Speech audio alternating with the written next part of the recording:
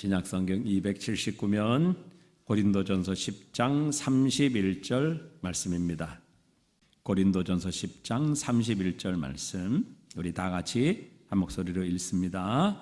그런즉 너희가 먹든지 마시든지 무엇을 하든지 다 하나님의 영광을 위하여 하라. 아멘. 성도님 반갑습니다. 예배학 개론으로 준비를 했다가 예배학 개론 이전에 오늘 목적학 개론을 먼저 함께 나눠야지 예배학 개론이 조금 더 이해하기가 좋을 것 같아서 오늘 목적학 개론을 먼저 함께 나누고 또 5월달에 또 제가 예배학 개론을 또 나누도록 하겠습니다. 그래서 오늘 제목은 목적학 개론이라는 제목으로 말씀을 함께 나누겠습니다.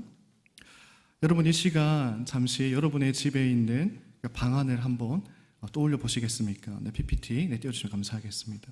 지금 여러분의 방에는 여러분 어떠한 물건들이 있습니까?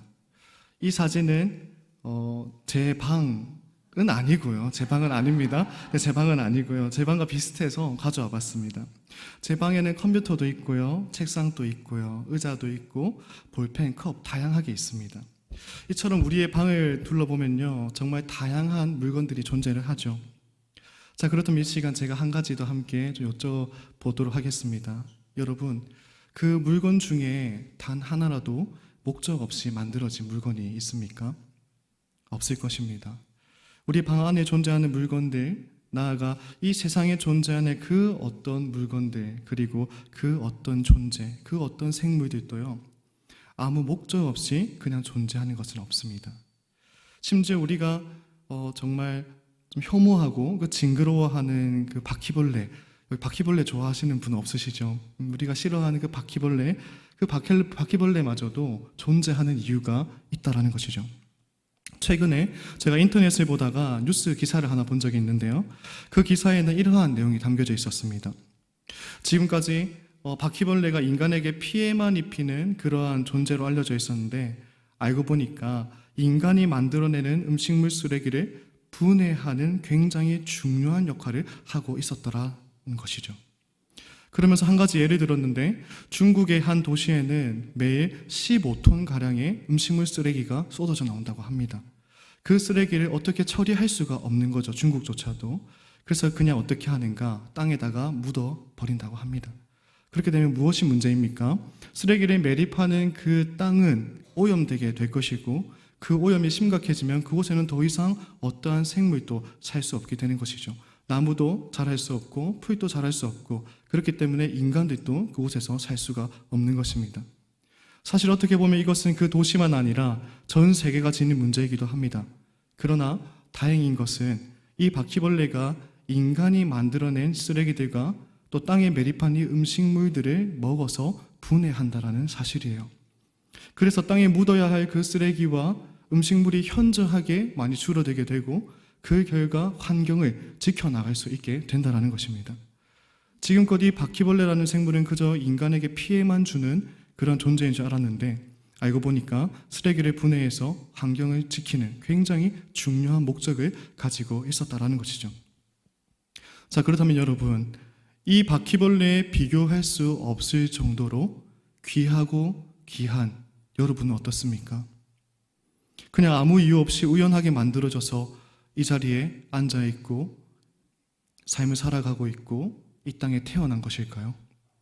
아니면 분명한 목적과 또 나아가서 어떤 특별한 목적을 지니고 살아가고 있는 것일까요? 그리고 우리가 이 질문에 답을 하기 위해서는 어떻게 해야 하는 것입니까? 여러분 지금 우리가 가지고 있는 컴퓨터, 스마트폰 다 가지고 계시죠? 그 스마트폰이 만들어진 이유를 알기 위해서는 우리가 어떻게 해야 될까요? 제가 아침에 중고등부 학생들에게 이렇게 질문을 하니까 한 학생이 스티브 잡스라고 이렇게 이야기를 하더라고요. 우리가 스마트폰과 이 컴퓨터 그리고 여기 있는 마이크 그리고 텔레비 이 모든 것들을 만든 목적을 알기 위해서는 우리가 어떻게 해야 될까요? 그것들을 만든 사람에게 가서 물어보면 됩니다. 그렇다면 우리가 왜 이 땅에 태어났고 우리가 왜 이 땅에 존재하고 왜 이 땅을 살아가야 하는지 그 목적을 알기 위해서는 우리가 어떻게 해야 되겠습니까? 우리를 만드신 분에게 물어보면 되겠죠. 그분이 누구입니까? 그렇죠. 성경은 그분의 이름을 이렇게 말씀하고 있습니다. 우리의 하나님이다 라고 말씀하고 있어요.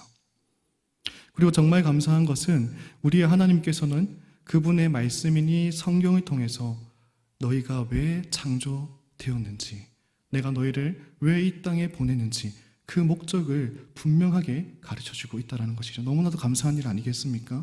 그냥 아무 목적 없이 그냥 만들어 놓고 내가 시키는 대로 해가 아니라, 그래서 내가 왜 너희를 이 땅에 보냈는지 상세하고 친절하게 우리에게 신이 창조물에게 그것을 설명하고 있다는 것입니다. 그 목적이 무엇일까요? 제가 성경 구절을 꼼꼼히 찾아봤는데요. 많이 찾아왔습니다. 제가 그래서 많이 좀 줄일까 하다가 그래도 우리가 한 절 한 절씩 좀 돌아가면서 읽으면 좋을 것 같습니다. 제가 시편 102편 18절 읽고 이렇게 성도님들 읽어주시고 그 다음 읽어주시고 한 절씩 돌아가면서 읽도록 하겠습니다. 제가 먼저 읽겠습니다.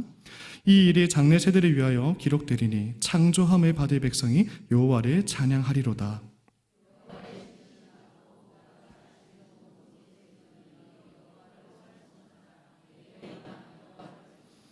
내 이름으로 불려지는 모든 자 곧 내가 내 영광을 위하여 창조한 자를 오게 하라. 그를 내가 지었고 그를 내가 만들었느니라.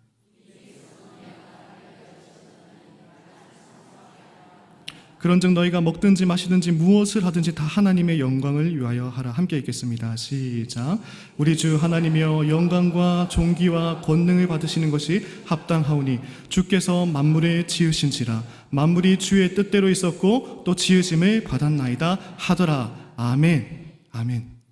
우리의 창조 목적이 무엇입니까? 하나님을 찬양하고 송축하며 그분의 영광을 위해 사는 것. 한마디로 정의하면 하나님을 영화롭게 한다라는 것입니다. 하나님께서는 이것이 바로 우리가 이 땅 가운데 창조된 목적이고 내가 너희를 이 땅에 보낸 이유다라고 분명하게 말씀하고 있어요. 그래서 우리의 대표적인 교리서라는 것은 성경의 내용들을 요약하고 정리해서 책으로 만들어 놓은 것이 교리서죠. 근데 이 교리서에도 종류와 버전이 다양하게 있습니다. 서점에 가가지고 교보문고에 가가지고 탁자에 가서 이제 교리라고 치면은 수백 권의 책들이 많이 나오죠. 근데 그 책들 가운데 우리가 믿을 수 있는 공신력 있는 그러한 스탠다드가 되는 교리서들이 있고 또 그렇지 않은 검증되지 않은 그런 교리서들도 있습니다. 그런데 우리 신학에서 검증된 대표적인 교리서 중에 하나가 무엇일까요? 저희들이 세례 교육할 때 함께 항상 나오는 책 이름인데 뭘까요? 그렇죠. 웨스트민스터 교리서입니다. 그 웨스트민스터 교리서를 보면요. 여러분 제1문에서 무엇을 다루고 있는가? 너희들이 왜 이 땅에 왔는지, 너희들이 창조된 목적이 무엇인지 여러분 1문에 다루고 있다는 것은 무슨 의미입니까? 이 질문이 우리의 인생에 있어서 가장 중요한 첫 번째 질문이라는 것입니다. 그래서 이 질문을 보시면 뭐라고 하고 있습니까? 사람의 제일되며 가장 높은 최고의 목적은 무엇인가? 함께 읽겠습니다. 시작.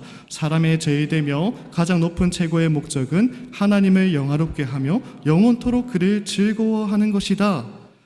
그런데 우리가 여기서 주의해야 될 것은요. 우리가 웨스트민스터 제1문답의 답변을 읽을 때 깊이 생각하지 않고 읽으면요. 우리의 창조 목적에 대해서 하나님을 영화롭게 하는 것 하나, 그리고 그 하나님을 온전히 즐거워하는 것 또 하나, 이렇게 두 가지로 나누어서 생각하기 쉽다라는 것입니다. 두 번째가 무슨 의미입니까? 예배 자리 나왔을 때 기쁘지 않아요. 그런데 예배 자리에 나왔기 때문에 억지로라도 하나님을 기뻐해야 되고 마치 하나님 앞에서 억지로 기뻐하는 척을 해야 될 것 같고 그런 의미로 우리가 여겨질 수 있다는 것입니다. 그래서 이 두 가지를 우리가 각자 이렇게 해야 되지 않느냐 이런 생각을 하기 쉽습니다. 그런데 여러분, 하나님이 그러한 것을 요구하시는 걸까요? 하나님 앞에서 기쁜 마음이 없는데 억지로 막 기뻐하는 척을 해야 되고 우리가 기쁨을 만들어내려고 막 해야 되고 하나님 그런 걸 원하실까요? 여러분의 자녀들이 여러분 앞에 와서 정말 기쁜 것이 아니라 기쁜 척을 하고 있다고 그것을 알게 된다면 여러분 마음이 어떻겠습니까? 그렇죠. 괴롭지 않겠습니까? 하나님이 원하시는 것은 그러한 것이 아니라는 것입니다. 그래서 이 제1문답에서 말을 하고 있는 진정한 의미, 참된 의미는 무엇인가? A가 우리의 주된 창조된 목적입니다. 그리고 이 A를 기억하십시오. 이 A를 우리가 성취하며 살아가다 보면 B가 자동적으로 우리 가운데 이루어진다라는 것입니다. 다시 말해서 우리의 창조 목적은 A 따로 B 따로가 아니라 B가 A에게 종속되어 있는 것이고 A를 하면 B가 자동으로 따라온다. 이것이 웨스트민스터 1문답에서 우리에게 가르쳐주고 싶어하는 그런 진리의 내용입니다. 그렇기 때문에 엄밀히 말하면 B는 우리의 창조 목적이라기보다 A를 성실히 실행하는 이들에게 주어지는 하나님의 은혜입니다. 하나님의 축복인 것입니다. 그래서 웨스트민스터 제1문답의 답변을 제가 다시 한번 풀어서 말씀드려 보겠습니다. 우리가 존재하는 목적은 하나님을 영화롭게 하는 것이다. 그리고 이렇게 창조 목적을 따라 살아갈 때 우리는 영화하신 하나님을 통해 주어지는 행복과 평안을 누리며 살아갈 수 있게 된다. 이렇게 말을 할 수 있을 것입니다. 자, 그렇다면 여러분, 한 걸음 더 나아가서 우리가 하나님을 영화롭게 한다는 것은 무엇을 의미합니까? 우리가 교회를 다니면서 얼마나 많은 경우에 하나님을 영화롭게 해야 돼. 하나님께 영광 돌리십시오. 하나님께 영광 돌려드리며 살아가십시오. 라고 얼마나 많은 경우에 많은 설교에서 우리가 듣고 있습니까? 자, 그런데 우리가 왜 그것을 삶 가운데 이루어지지 않는 이유가 무엇입니까? 하나님께 영광 돌려드린다는 그 삶의 구체적인 내용을 우리가 잘 모르기 때문이에요. 여러분, 스스로에게 한번 물어보십시오. 여러분, 하나님을 영화롭게 하며 살아가는 삶이 어떠한 삶입니까?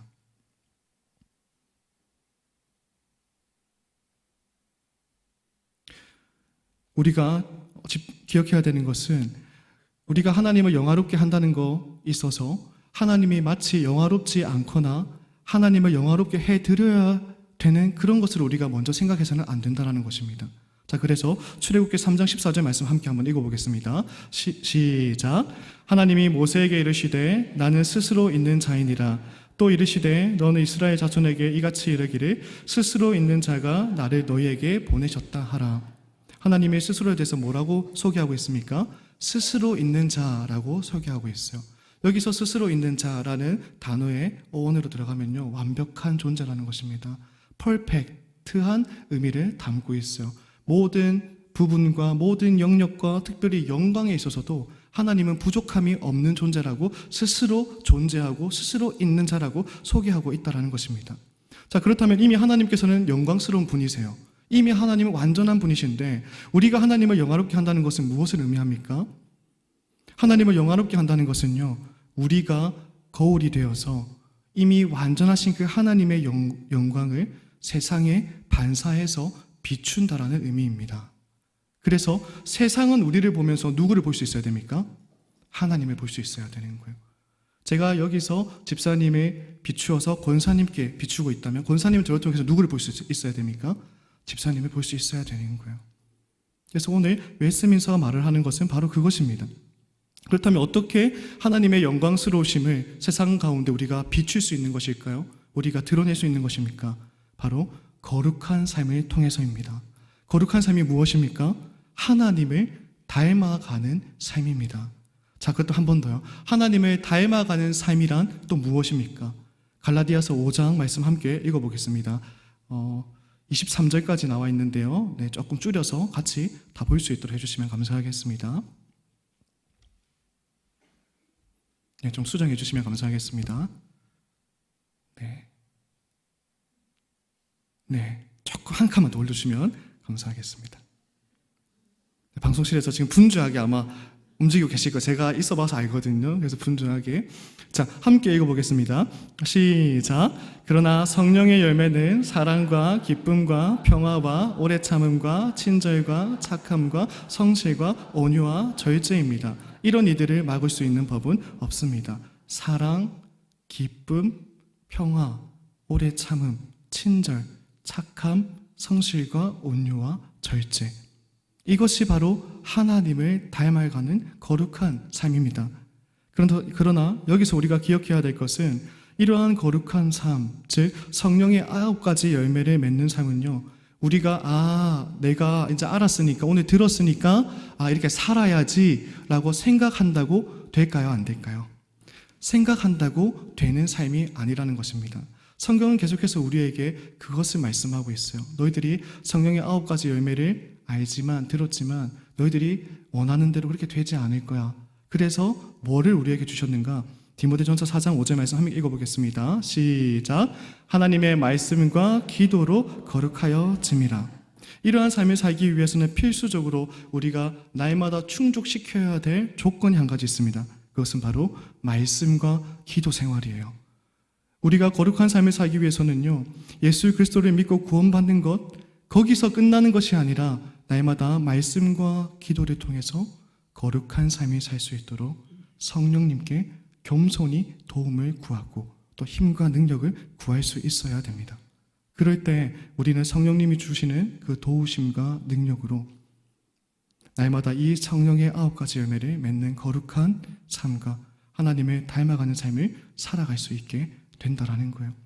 그래서 제가 항상 새벽 설교에도 말씀드리는 거지만 우리가 사는 것이 아니라 살아내게끔 만들어 주시는 겁니다. 성령님께서. 반주 있으면 좀 준비해 주시면 감사하겠습니다. 사랑하는 성도 여러분, 여러분의 삶을 돌아봤을 때 참된 행복과 기쁨과 만족을 지금 누리며 살아가고 있습니까? 여러분 이 자리에 나와왔을 때 여러분의 마음 가운데 진정으로 기쁨이 있습니까? 지난 한 주 동안 정말 행복한 삶을 살았다 라고 그렇게 이 앞에서 혹시 고백할 수 있으시겠습니까? 여러분 만일 그렇지 못하다면 이 시간 여러분이 지닌 삶의 목적을 한번 점검해 보셔야 됩니다. 나는 지금 무엇을 위해서 살아가고 있는가? 나는 지금까지 무엇을 붙들고 살아가고 있는가? 그래서 만일 그 목적이 하나님을 영화롭게 한다는 그 창조 목적과 일치하지 않는다면요, 그것이 무엇이 되었든 오늘 이 자리에 다 내려놓고 갈 수 있기를 간절히 소망합니다. 그리고 이 자리에 다시 한번 이 우리가 창조된 목적, 이 목적을 집어들고 이것을 위해 오늘부터 날마다 말씀과 기도를 가까이 하면서 하나님을 닮아가는 거룩한 삶을 살아가시기를 간절히 축복합니다. 제가 아는 한 청년은 참 오랫동안 우울증을 앓아서 힘들어했습니다.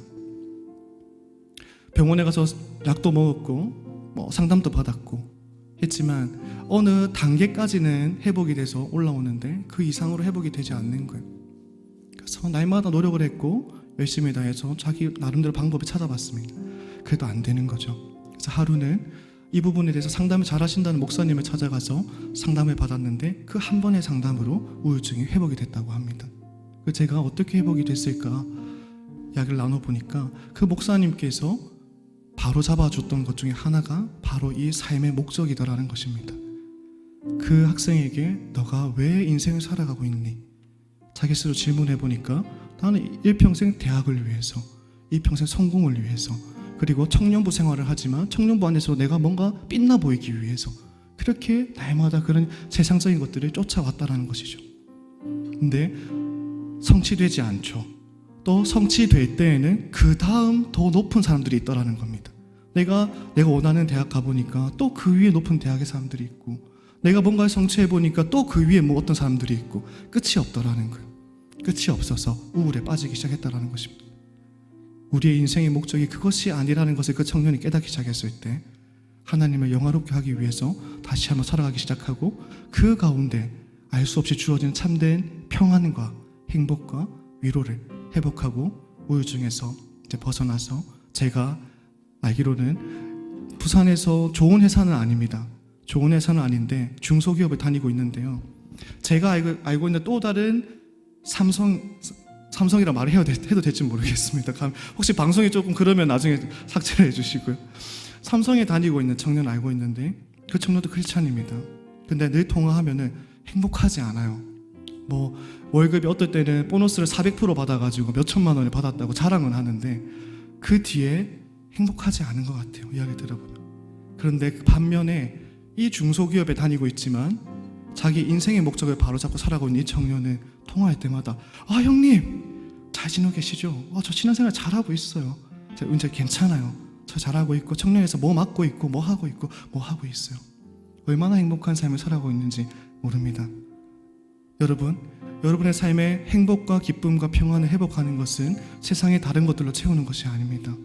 우리가 창조된 목적으로 돌아갈 때 그리고 그것을 회복하고 그것을 위해서 다시 한번 살아갈 때 우리 마음 가운데 진정한 행복과 평안과 기쁨이 주어질 것입니다.